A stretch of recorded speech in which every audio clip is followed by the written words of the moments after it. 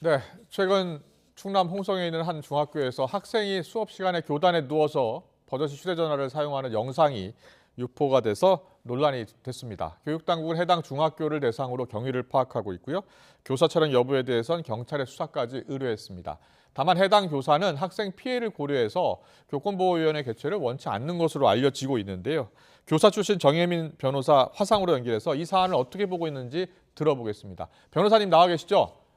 네, 안녕하세요. 네, 정혜민 안녕하세요. 변호사입니다. 예. 교실에서 이런 일이 일어날 수 있는 건지 정말 이해가 안 가시는 분들 많으실 것 같습니다. 먼저 이 중학교에서 촬영된 영상 보시고 어떤 생각이 드셨습니까? 네, 저도 해당 영상을 그 보도로서 접했는데요. 굉장히 개인적으로도 많이 놀라고 충격을 받았습니다. 네. 많은 분들이 충격을 받은 이유는 뭐 비슷한 이유일 것 같지만 교사의 교육 활동에 대한 어떤 존중이 전혀 느껴지지 않는 모습, 그런 것 때문에 많이 예. 허탈감을 느끼시고 또 참담하다라는 표현도 많았는데요. 저도 음. 그에 공감하는 바입니다. 네. 보니까 교사가 이 학생을 좀 제재하는 그런 이야기를 했는데도 문제 행동을 계속 이어가고 있었어요. 이렇게 수업 네. 도중에 먼저 휴대전화 사용은 못하게 돼 있죠. 네, 기본적으로는 수업에 방해가 될 수 있는 요소이기 때문에 많은 학교에서 이를 걷는다거나 또는 그 사용을 했을 경우에 학칙으로서 규제를 한다는 등으로 제지를 하고 있습니다. 네. 그래서 네, 일각에서는 뭐 학지인권 조례에서 휴대전화 사용 금지를 제한한다라는 오해를 하기도 하는데요. 서울시교육청 기준으로 학생인권 조례에서도 휴대전화 사용이 교육활동 보장을 위해서 방해가 되는 경우에는 상호 협의하에 제지할 수 있는 규정을 두고 있습니다. 또 네. 휴대전화 사용에 대해서는 기본적으로 많은 학교에서는 금지하거나 사용을 제한하고 있는 상황입니다. 네, 지금 보니까 화면에 우통을 벗고 있는 학생의 지금 영상도 공개가 됐습니다. 네. 다 전체적으로 먼저 이런 행동을 했을 경우에 교사가 취할 수 있는 어떠한 조치 어떤 게 있을 수 있습니까?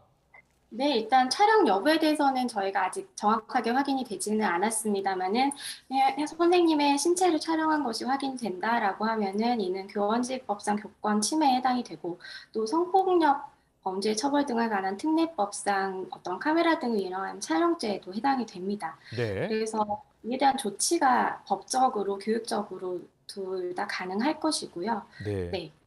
이 심각한 교권 침해 아닙니까? 어떻게 보세요? 네, 심각한 교권 음. 침해임에는 뭐 촬영을 했다라면 네, 이 이론의 여지가 없습니다. 예. 그 수업 중에 우통을 벗는 행위는 어떻습니까? 네, 우통을 벗는 행위 또한 교육부 장관 고시에서 규정하고 있는 예. 어떤 교원의 수업 중에 성적 불협감이나 혐오감을 줄 수 있는 행위가 될 수 있기 때문에 예. 교육활동 침해 행위로서 규정을 할 수 있고 이에 대한 조치가 가능합니다. 네. 만약에요. 학교에서 처벌을 한다면 어떤 이 처벌이 이 학생에 내려집니까? 이게 저희가 교원지휘법상 학생에 대한 조치는 그 고시에서 이제 점수로서 뭐 고의성이나 심각성, 반복성 등을 그 확인해서 규정을 하게 되어 있어요. 그래서 예. 해당 학생의 사안 저희가 사진만 딱 보고서는 어떤 조치가 나간다라고 할 수는 아. 없지만 약하게는 뭐 출석 정지부터 심각한 경우에는 전학, 또 고등학교의 경우에는 퇴학까지 여러 가지의 조치가 가능할 것입니다. 그렇군요. 이런 일이 이 학교에서만 일어나는 일 같지 않다라고 생각하는 분들도 많습니다. 변호사님 혹시 어, 비슷한 사례라든지 다른 사례, 교권 침해 사례 들어보신 적 있습니까? 네, 제가 그 서울시교육청에서 교권 전담 변호사로 근무할 때에도 그 예. 교사 통제 촬영에 관한 사안이 굉장히 심각하게 발생을 했었습니다. 네네. 그래서 그 해당 사안은 더 심각했던 것이 여러 명의 학생이 공모하여 여러 선생님들의 신체를 촬영한 그런 사안이 있었는데요. 당시에 굉장히 학교에서도 교육청에서도 심각하게 인지했고 수사기관의 협조를 받아서 경함을 파악하고 조치했던 기억이 있습니다.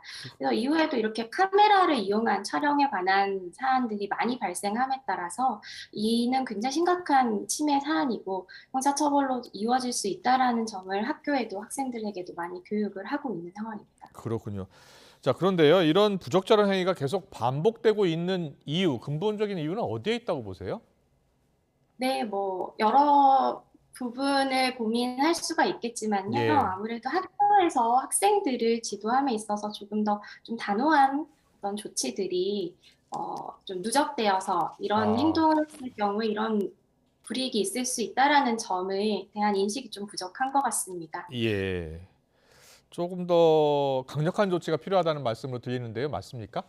네, 저는 심각한 행위에 대해서는 강력한 조치들이 이어져서 어떤 문제 행동에 대해서 그러한 불이익이 있을 수 있다라는 점을 좀 공감대, 학생들에게서부터 시작되는 공감대가 필요하다라고 생각이 듭니다. 그렇군요. 이렇게 피해를 당한 네. 교사분들을 위해서 교권보호위원회가 열리나 보죠, 보통?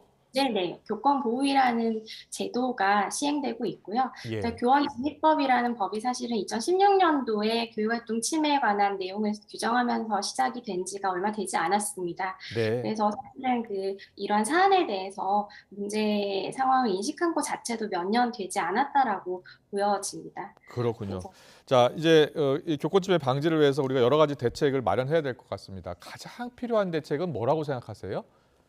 가장 필요한 대책은 사실은 많이 말씀하시지만 교사가 어떤 지도를 했을 경우에 네. 지도 가능한 방안이 단순히 어떤 징계나 교권보호위원회 조치뿐만 아니라 학생들의 행동에 대한 다양한 형태의 불이익이 좀 구체적으로 법이나 시행령에 규정이 되어야 되지 않나라는 생각이 듭니다. 그래서 네. 단순히 교육적인 지도만 하라라는 식으로 선생님들을 조금 어려움에 그대로 방치하기보다는 행정적으로 좀 더 학생들에 대한 조치에 대한 방법을 좀 마련할 필요가 있을 것 같고요. 네. 그리고 제도적으로는 이러한 지도로 인한 추가적인 사법적인 리스크, 즉 학생들을 지도했을 때 아동학대로 고소당한다거나 하는 그러한 리스크에 대비해서 제도적으로 어떤 법률적인 비용을 지원해 준다거나 아. 어, 네, 행정 지원 시스템을 마련한다거나 하는 것들이 필요할 것 같습니다. 네, 알겠습니다. 학생 인권 보호 중요한 만큼 교권도 적극 보호해야 될 때가 온 것 같습니다. 오늘 말씀 정말 잘 들었습니다. 정혜민 변호사와 함께했습니다. 고맙습니다. 감사합니다.